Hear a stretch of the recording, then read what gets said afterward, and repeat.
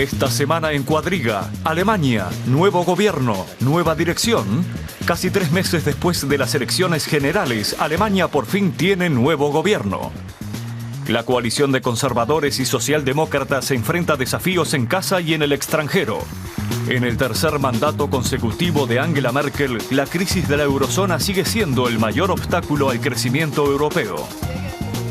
Alemania recibió críticas por dar un trato excesivamente duro a los países del sur de Europa. Por otro lado, Berlín necesita fortalecer sus relaciones con otras potencias, como Rusia y los Estados Unidos. Antes de las elecciones, los partidos tenían distintas posturas en muchos asuntos de política exterior. ¿Logrará la gran coalición ponerse de acuerdo sobre la posición de Alemania en el mundo? Conduce el programa Úrsula Moreno. Hola, ¿qué tal? ¿Cómo están? Bienvenidos una semana más a Cuadriga. Habemos Merkel, por fin, 4 años más. El nuevo gabinete, esta gran coalición, ya se ha puesto manos a la obra y muchos nos preguntamos qué retos les esperan dentro y fuera de Alemania y sobre todo, ¿cómo lo ve el mundo? ¿Cómo lo ve Latinoamérica, por ejemplo? ¿Qué esperan de este tercer mandato Merkel? De todo ello me gustaría hablar con mis invitados que paso a presentarles. Laura Lucchini es periodista italiana, se formó en Milán, Madrid y Buenos Aires. Trabajó para El País, La Unità y L'Espresso. Actualmente escribe desde Berlín como corresponsal para el diario argentino La Nación y el italiano L'Inchiesta. Gemma Casadeval, periodista española, hace 20 años que trabaja en Berlín como corresponsal para el AWI, La Vanguardia o El Mundo. Hace más de 10 años que forma parte del equipo de la agencia española de noticias EFE. Y Pablo Sanguinetti, nuestro hombre en esta ronda, es escritor y periodista, nacido en Buenos Aires. En el 2000 se trasladó a Madrid, donde estudió literatura comparada.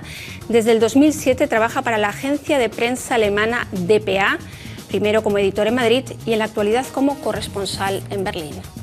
Bienvenidos a los tres, gracias por estar hoy aquí en Cuadriga. Hablando de los retos Merkel, nada más empezar su primera declaración de gobierno ha sido sobre Europa, política europea. Ha dicho que uno de los principales retos de su gobierno va a ser mayor integración de Europa y acto seguido ha hablado de revisar determinados tratados, como por ejemplo el Tratado de Lisboa. ¿Qué puede querer decir con esto? ¿Qué quiere cambiar? ¿Por qué quiere cambiar el tratado? Bueno, la verdad es que es un gobierno que para ser un nuevo gobierno nace un poco viejo, es decir, muchos de los rostros son recuperados del anterior o incluso del anterior, de la primera legislatura.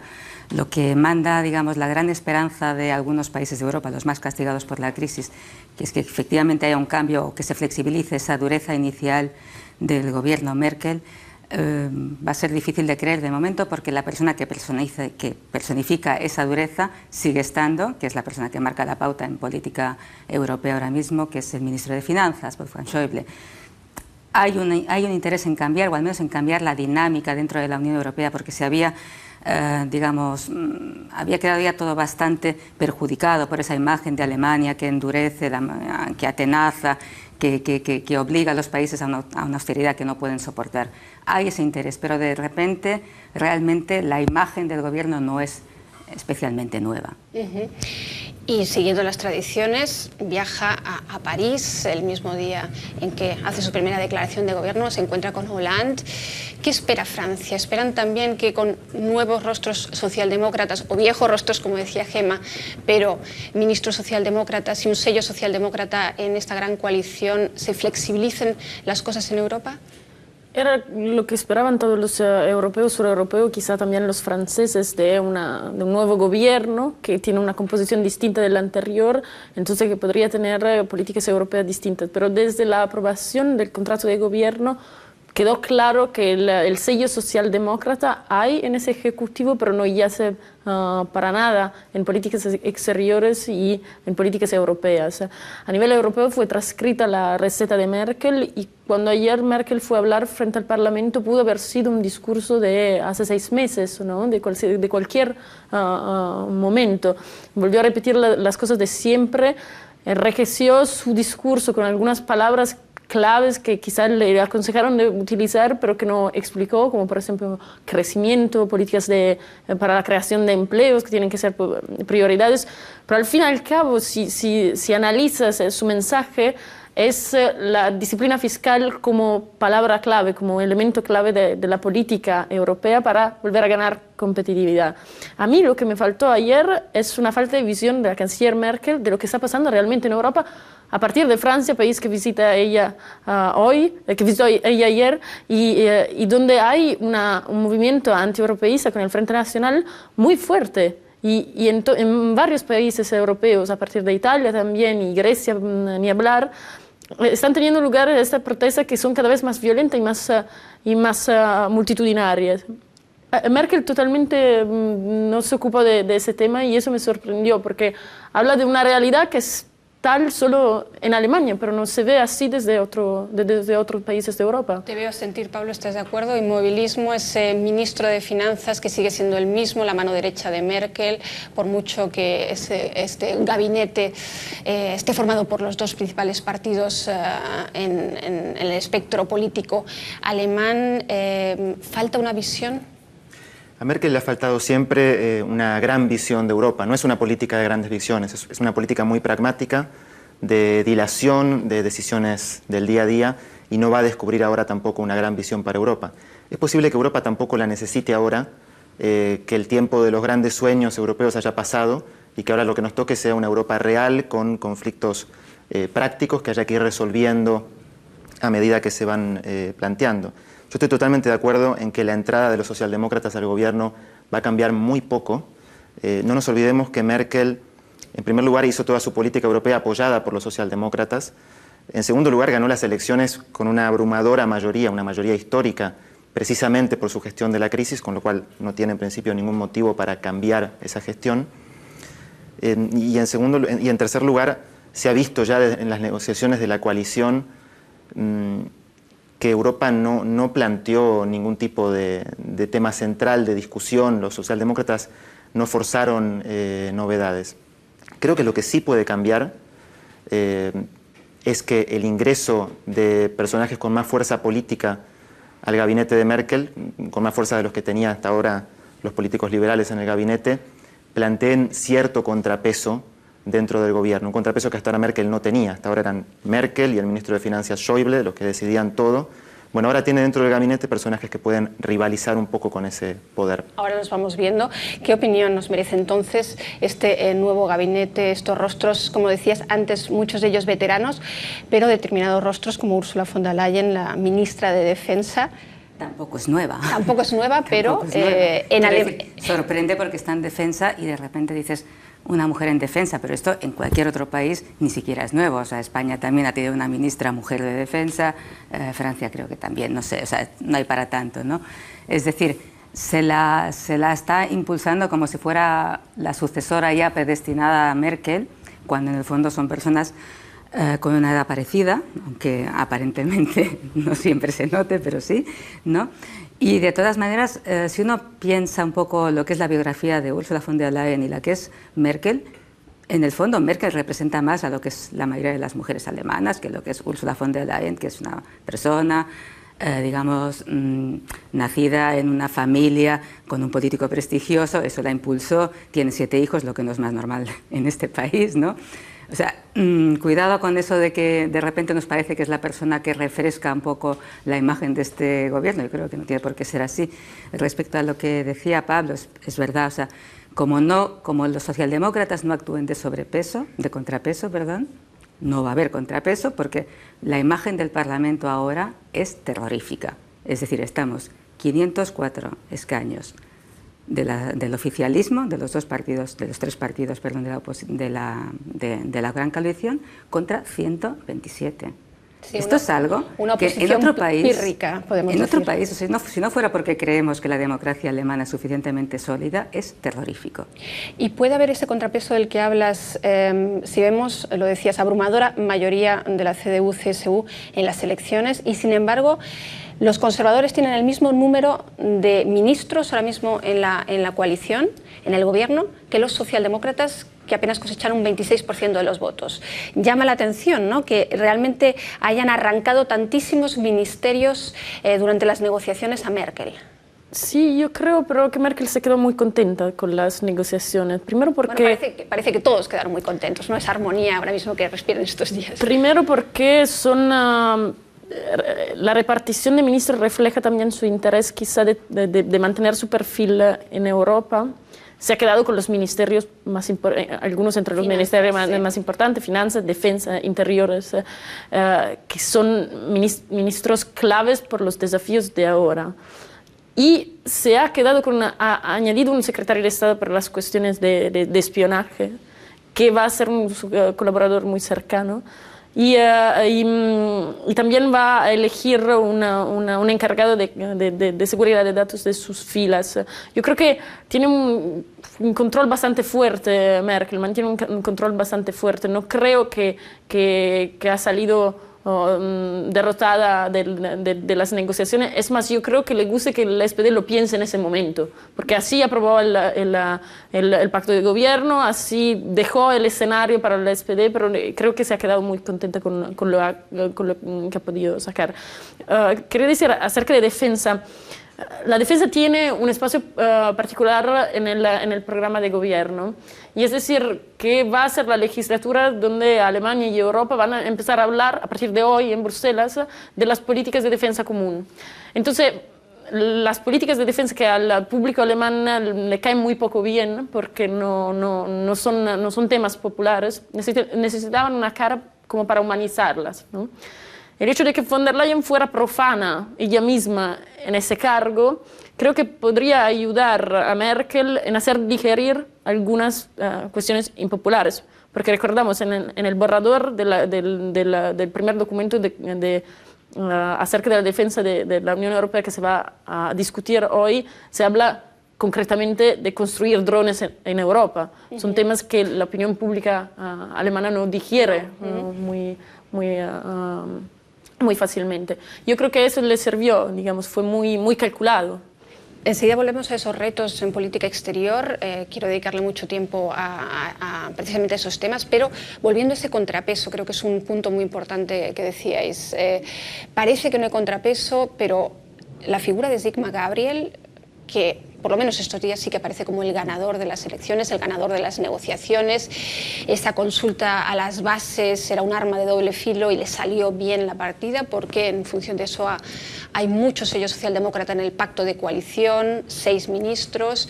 Sigmar Gabriel no puede ser ese contrapeso precisamente para la figura de Merkel, que parece que es la que hace y deshace finalmente en Alemania desde hace 8 años. Claro, yo me refería al contrapeso de los ministros socialdemócratas, que tampoco son nuevos, porque tanto Gabriel como el ministro de Exteriores, Steinmeier, ya formaron parte del primer gobierno de Merkel.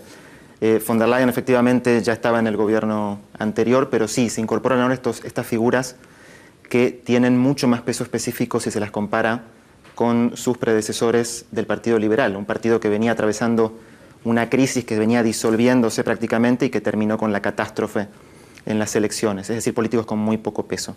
Se incorporan al gabinete, bueno, desde luego, Sigmar Gabriel, que ha sido para mí el gran ganador en estas negociaciones de la coalición, y que además es interesante porque es un político con un estilo muy diferente del de Merkel. Es un político mucho más impulsivo, mucho más fuerte, de un verbo más contundente que el de Merkel, siempre un poco elusiva.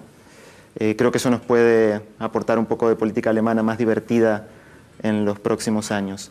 Steinmeier sucede a Westerwelle, que era también político un poco descafeinado, y creo que también va a aportar un perfil más fuerte. Ha acompañado a Merkel en su primer viaje a Francia y ha seguido viaje a Polonia para empezar a tratar uno de los temas urgentes, que es la situación con Rusia.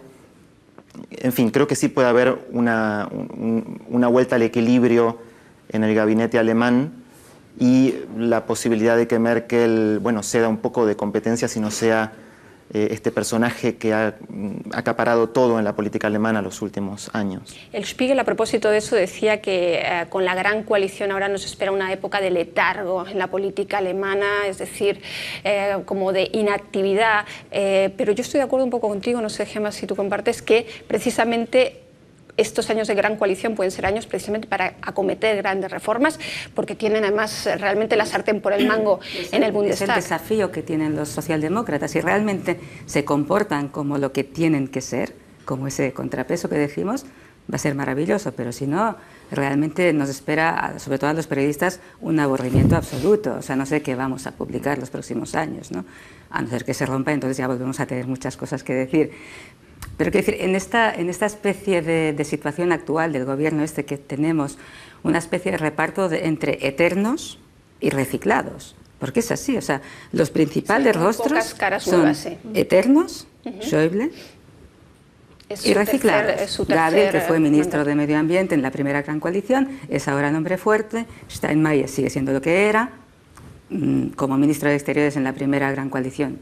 Pues es una persona correcta, en fin, no es tan descafeinado como Westerwelle, pero sorpresas no vamos a esperar de él. Y eso es lo que tenemos, ¿no? Entonces, por eso te digo, o sea, fue bastante, para mí, bastante, no sé, chocante ver, o bastante ilustrativo, más que chocante, ver en la primera declaración de gobierno de Merkel, ¿no? Cuando llegó el turno a la primera fuerza de la oposición, ¿quién salió? Sarah Wagenknecht, que es dentro de la izquierda, que es un partido de por sí con 64 escaños, es una persona que representa una vía marginal casi, porque es la que representa la vieja guardia comunista, etcétera, etcétera. Muy poca gente, muy pocos, o sea, la oposición no solo tiene que representarse así al partido que está hablando en ese momento, sino a las personas que quieren un ejercicio de la oposición, incluso los que han votado al SPD, ¿no? Entonces, si quien está hablando por la oposición es alguien tan, digamos, que representa a un núcleo de votantes tan reducido, eso 4 años. Eso es muy peligroso. Es decir, que por eso volvemos a lo que decía Pablo. O sea, como el SPD, como los socialdemócratas no se comporten realmente dentro del gobierno como ese contrapeso que realmente toda Europa está esperando, vamos mal. El socio de coalición entonces es el que tiene que hacer de contrapeso, porque es cierto que la oposición es muy débil y tiene muy poco espacio también de locución. Se está viendo si pueden realmente formar comisiones de investigación, porque hace falta un 25% de los escaños para solicitar la formación de una comisión de investigación. Ahora bien, si no hay cambios de caras, como decías tú, sino muchos reciclados, al menos hay un traspaso de competencias, porque Sigmar Gabriel, aparte de mostrarse como un político mucho más fuerte y ahora mismo el líder indiscutido dentro del Partido Socialdemócrata, asume 2 competencias, energía y economía. Son 2 ministerios, por así decirlo, o economía, energía antes estaba en medio ambiente, etcétera, etcétera. Es decir, quizás ahí realmente tengamos ese contrapeso en Gabriel. Sí, yo quiero decir que yo no veo que el SPD vaya a ejercer este contrapeso en Europa. No quiso, nunca lo hizo y no lo va a hacer ni siquiera en esta legislatura, porque sus electores no es lo que piden. Y entonces ahí no vamos a tener ese contrapeso, pero sí lo vamos a tener en muchas políticas internas.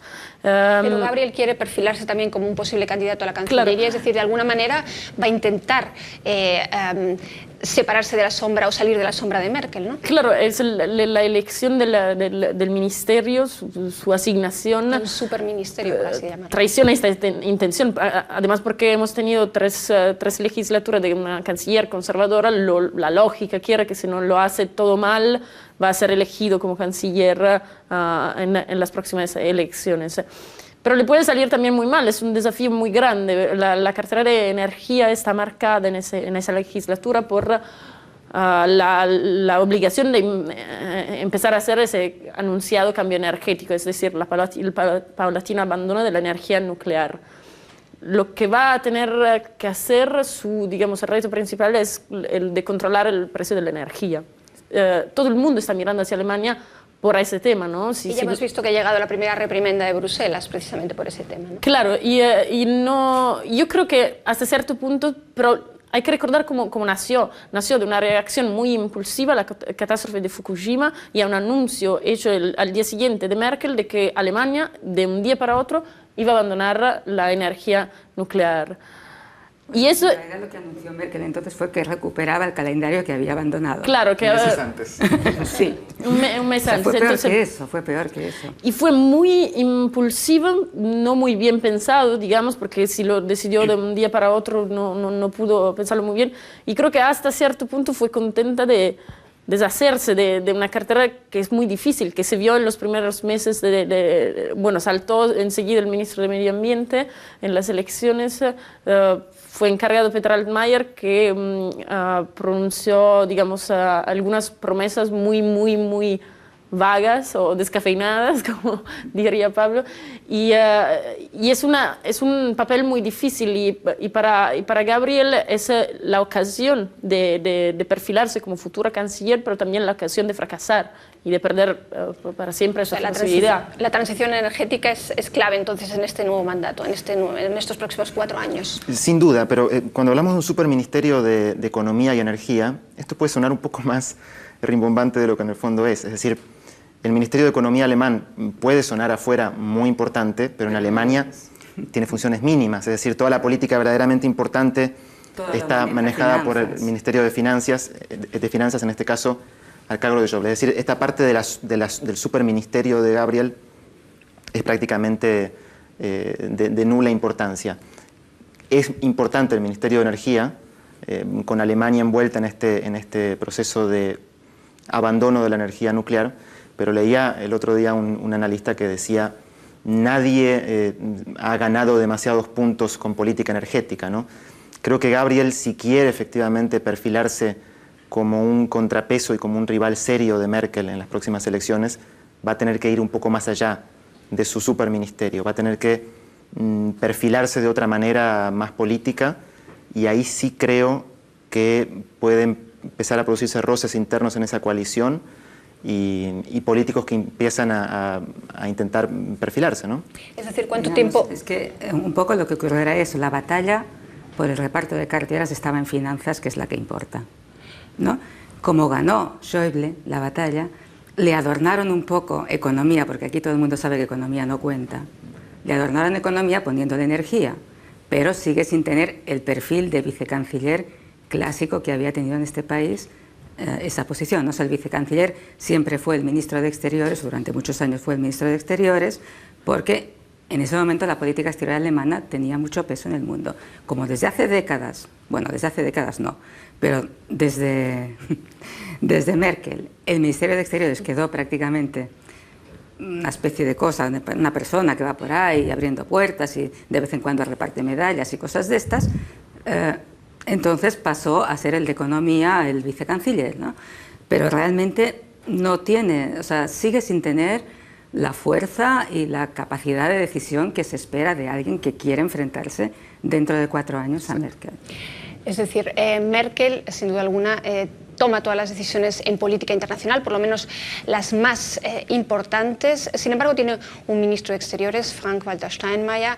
Hemos hablado ya de los otros miembros del gabinete. Veamos qué retos les esperan en estos próximos 4 años. El escándalo del espionaje de la NSA ha llevado a un deterioro del vínculo entre Alemania y Estados Unidos. La reparación de las relaciones con Washington será una de las tareas del ministro alemán de Exteriores Frank-Walter Steinmeier. Cuando asumió esta cartera en el primer gobierno de Angela Merkel, adoptó una postura pragmática hacia Rusia. Pero la propia canciller federal a menudo se mostró cautelosa frente a Vladimir Putin y su estilo autoritario. Y la nueva ministra de Defensa, Ursula von der Leyen, tendrá que continuar la modernización del ejército alemán. Con la salida de las tropas de Afganistán, muchos creen que Alemania debería prepararse para dar una respuesta más activa en las crisis internacionales. ¿Estará el nuevo gobierno dispuesto a que Alemania asuma un mayor papel internacional, más acorde con su peso económico? ¿Puede asumir un mayor papel internacional? Y te pregunto, Laura, ¿qué puede aportar von der Leyen a este ministerio? No como ministra porque es mujer, sino sencillamente hemos visto que ha sido una ministra muy eficaz en sus anteriores cometidos, parece es la multitalentos dentro de su partido. Ha dicho que quiere modernizar el ejército alemán, el Bundeswehr, y convertirlo en una empresa atractiva, ha dicho. ¿Te parece que es capaz, te parece que puede mover sobre todo algo en política exterior? No lo veo muy fácil, digamos. Después de energía, defensa quizá es el ministerio menos amado en Alemania. Nadie ganó puntos en el Ministerio de Defensa en Alemania porque el electorado tiende a ser bastante pacifista, contrario a las intervenciones en el exterior. Es objeto ahora de políticas de austeridad, entonces se está recortando. Y es muy difícil hacer atractivo un tema en las condiciones, este tema en las condiciones actuales. Yo creo que la jugada fue la de Merkel de poner una cara inesperada que llevara el interés quizá mediático hacia esa cartera. Además, en una legislatura, como decíamos, que se pone como fin explícito el de dar pasos adelante en una política de seguridad común dentro de la Unión Europea. Entonces, quizá ella, en ese contexto, puede ser una embajadora adecuada, ¿no? para por lo menos abordar esos temas. Pero por lo que tiene que ver con la política exterior de Alemania en general, está documentado, fue objeto de chistes que mientras las negociaciones para formar el gobierno duraron casi 90 días, las negociaciones para escribir el capítulo de exterior y seguridad tardaron pocas semanas. Quiere decir que son políticas que la política exterior no es prioridad explícita del gobierno, no hay ninguna propuesta nueva, no hay ni siquiera el papel que debería ser Alemania de puente hacia el este de Europa es muy vago, no pero está ahora bien mismo descrito. hay muchos temas sobre la mesa, como la crisis en Ucrania, es decir, hay muchos asuntos por resolver, la crisis con Estados Unidos por el escándalo de espionaje, es decir, ahí hay muchos temas que quieran o no, que afrontar. Son impuestos desde el exterior, porque si tú lees el programa de gobierno, el tema de Ucrania y otros países del este con los que hay que empezar una relación privilegiada con la Unión Europea, son 3 líneas del programa de gobierno. Y esto sucedió una semana después, quiere decir que se lo pensaron muy mal. Por lo que tiene que ver con el escándalo de espionaje, eso sí va a ser una prioridad del gobierno y la tiene que discutir ya. Porque las relaciones con Obama no pasan por su mejor momento ahora mismo, a raíz de... Claro, yo creo que nadie es tan naive a pensar que se puede lograr verdaderamente un acuerdo de no espionaje. O sea, eso lo van contando para calmar las polémicas, pero no creo que va a haber un momento histórico en el que Alemania y Estados Unidos cesen de espiarse. No creo, no estoy... No. Y si se comprometen a hacerlo es porque saben que no lo van a cumplir. Claro. O sea, ningún país puede comprometerse a algo así. Eso no quita nada en que a Merkel esté obligada a solucionar, a hablar de esos temas, porque hubo una reacción en Alemania de la sociedad civil, aunque no se puede decir que fuera una enorme reacción, pero hubo una reacción. Y además se está viendo también en Estados Unidos, porque una corte del distrito de Washington dijo que las actividades de espionaje eran inconstitucionales. Entonces, también un comité consultor de la Casa Blanca dijo que son necesarias algunas reformas. Eso va a seguir siendo un tema y también para Alemania. Pablo, entonces, ¿crees que, como dice Laura, va a haber más bien una política de reacción y no de tomar la iniciativa en temas exteriores por parte de Merkel? Es decir, ¿va a reaccionar según vayan surgiendo los temas y no se espera grandes cambios, por ejemplo, tampoco con Rusia? La política exterior alemana ha sido siempre muy de retracción. Es un país al que no le gusta estar presente en la escena internacional. Es una gran potencia que rehúye un poco su papel de potencia, sobre todo a nivel político. ¿Eso no crees que vaya a cambiar estos 4 años? Yo creo que esto no va a cambiar. Lo que sí puede cambiar es, insisto, en la valorización del cargo con la llegada de Steinmeier al Ministerio de Exteriores. En el caso concreto de Rusia, es un político que tiene buenas relaciones. Siempre hay que ser muy cauto con esto, con lo que significa tener buenas relaciones con Rusia, y yo entiendo que apostará otra vez por recuperar ese diálogo un tanto roto. Pero no podemos esperar que Alemania ocupe un lugar central en la escena internacional. Va a ser siempre, es una política prácticamente de Estado en Alemania, la de ausentarse y la de intentar no asumir grandes responsabilidades. A nivel político, a nivel militar, desde luego, ni hablar. Y lo que sí ha ocurrido en los últimos años es que la propia crisis forzó a Alemania a pasar a un primer plano, pero financiero, a un primer plano económico. Eso también creo que seguirá con la misma tónica en los próximos años, porque la crisis todavía nos espera muchos años hasta que se resuelva, ¿no? ¿Y cómo se ve desde Latinoamérica? Tú que eres argentino, ¿se espera en este tercer mandato Merkel continuismo? ¿Más vale lo malo conocido que lo bueno por conocer? ¿Cuál es un poco la actitud que se tiene, por ejemplo, en Argentina?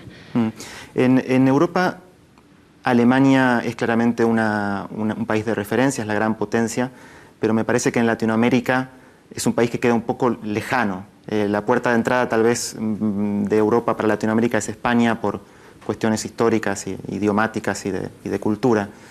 En Argentina yo no sé hasta qué punto existen grandes expectativas con este nuevo gobierno. Hay un dato que sería interesante destacar en este sentido. El Ministerio de Exteriores liberal en el anterior gobierno de Merkel desarrolló una novedad que es un concepto para Latinoamérica, y Alemania redescubrió Latinoamérica, tal vez un poco más tarde que otras regiones, como una fuente de crecimiento y como un sitio donde hacer muy buenos negocios, y se planteó este concepto latinoamericano para darle más importancia a esa relación. Es una de las incógnitas interesantes de este nuevo gobierno, si el nuevo Ministerio de Exteriores, a cargo ahora de un socialdemócrata, va a continuar este concepto y lo va a seguir desarrollando. Bueno, si recordamos, Steinmeier tenía una especial devoción en aquel momento por Latinoamérica, o sea que en principio probablemente siga en esta línea, ¿no? Sí, los que se espera, digamos, también allí, volviendo al programa de gobierno, se reitera la intención de fortalecer las relaciones con Latinoamérica. Es una tendencia también de la Unión Europea, se crearon instituciones, se crearon foros de debate, hay un interés mutuo, una transferencia de tecnología que Alemania lleva a los países de Latinoamérica y creo que está en el interés de Alemania. Además, si vemos en Alemania, las empresas o quien mejor superó la crisis son aquellas que se han posicionado muy bien en mercados fuera de la Unión Europea. Y Volkswagen, por ejemplo, está posicionada muy bien en Brasil y en México, en otras partes de Latinoamérica. O sea que hay un interés mutuo y no veo por qué deberían abandonar una agenda que ya funciona, ¿no? Donde verdaderamente hay expectativas es en el sur de Europa. Lo escuchábamos en el vídeo del principio. Hay muchas críticas por el diktat de Berlín. Se espera que con un gobierno mitad socialdemócrata, aunque no sea mitad, pero la mitad de los ministros son socialdemócratas, a lo mejor se relaje un poco la mano. ¿Cómo se ve desde el sur de Europa?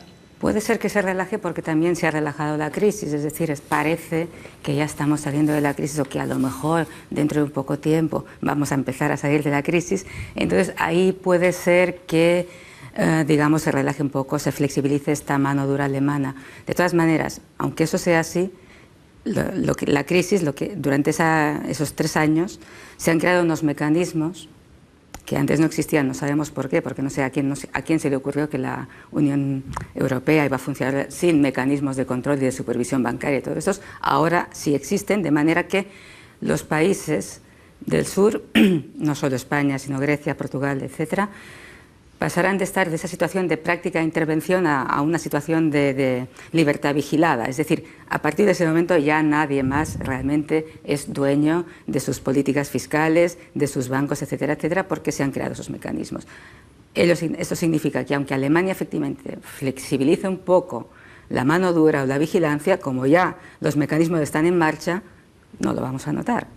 Vamos a cuidar un poco la voz de Gemma, sí, que se está quedando a medida que avanza el programa sin voz, pero ¿qué nos espera entonces en Europa? El diktat alemán y los mecanismos de control de los que hablaba Gemma desde Bruselas, acaba de aprobarse la unión bancaria. Merkel ayer habló muy claramente de dar pasos concretos hacia una mayor integración. Cuando ella habla de integración, quiere decir muchas veces condicionalidad, o sea, condiciones que los países europeos tienen que respetar frente a la Comisión Europea para poder recibir en cambio solidaridad. Solidaridad quiere decir dinero o dinero en caso de necesidad. Esa va a ser su línea. Lo que no veo es la disponibilidad de Alemania a aceptar la misma medicina, ¿no? O sea que en ese momento se encuentra en una posición fuerte, pero no está seguro que vaya a seguir así en las décadas, ¿no? Y Alemania, por ejemplo, hace algunas semanas fue advertida por la Comisión Europea de que su posición como potencia exportadora, por su superávit exportador, podía dañar a largo plazo la balanza en la competitividad entre los países europeos. Digamos, Alemania exporta muchísimo y aumenta sus exportaciones, pero importa poco. Lo que quiere decir que no estimula la economía de otros países con la demanda interior. Alemania reaccionó a estas críticas de manera fatal, ¿no? Como lo hemos visto ahora también con el tema del impuesto sobre la energía, ¿no? Claro, porque quieren que un equipo de primera división juegue en la segunda, no lo va a hacer, o sea, hubo estos tonos. Yo creo que hace falta en algunas ocasiones también en Alemania explicar mejor lo que está pasando en la crisis. Yo fui la semana pasada a un debate en Baden-Württemberg y todo el público de la platea estaba convencido de que Italia estaba recibiendo dinero desde Alemania a través del MEDE, del Mecanismo Europeo de Estabilidad, lo que no es así, pero que los políticos alemanes no explican que no es así. No les interesa tampoco. No, hay cierto interés en mantener esta visión, pero creo que debería cambiar un poco la mentalidad de que nosotros estamos haciendo algo para los países sureuropeos, pero Alemania puede necesitar en cualquier momento, no debería ser tan ciega a largo plazo. Mucho se habla, antes de la formación de gobierno, de que un gobierno de gran coalición, después de que hemos visto, los alemanes son muy pragmáticos, pero hemos visto 4 años a Gabriel criticando duramente a Merkel, y ahora cuando vemos el Parlamento, ahí está Merkel, a su derecha 2 ministros socialdemócratas, Gabriel, su vicecanciller, Steinmeier, es decir, una imagen inédita, por lo menos de estos últimos 4 años. Y se habló mucho de que no iba a aguantar este gobierno, que antes de los 4 años se iba a perfilar, los socialdemócratas iban a salir a la palestra. De hecho, han abierto la puerta al partido de la izquierda, hay posibilidades de nuevas coaliciones. Pero viendo esta química, esta buena armonía, parecería que... En este país romper coaliciones se paga muy fuerte, porque los alemanes adoran la estabilidad. En otras circunstancias, así en otro se explica lado, también un gobierno de gran coalición, impensable, o sea, en otros por una países. parte, lo positivo de una gran coalición es que te demuestra, te evidencia hasta qué punto fuerzas rivales son suficientemente civilizadas para luego gobernar juntos, responsables, etcétera, etcétera. Pero realmente esa pasión alemana por la estabilidad por encima de cualquier cosa es un poco chocante, porque lo normal habría sido, en otro país, montar un gobierno en minoría, en minoría, digamos, teniendo en cuenta que le faltaban 4 escaños, ¿no?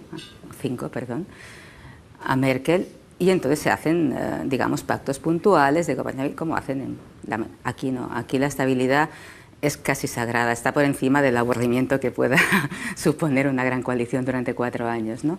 Entonces, en ese punto, en ese amor por la estabilidad, digamos, se dejan muchas cosas de lado, ¿no? Y ese puede ser el problema. Entonces yo no creo, o sea, realmente cuesta imaginar si aguantaron la primera gran coalición, como aguantó.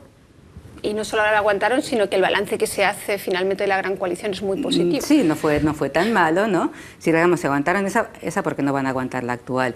Pues porque realmente eso, romper una coalición se paga luego muy caro. ¿Estás de acuerdo, Pablo? Sí, la gran coalición se explica por esa tendencia alemana al consenso, por ese gran amor por la estabilidad, quizás.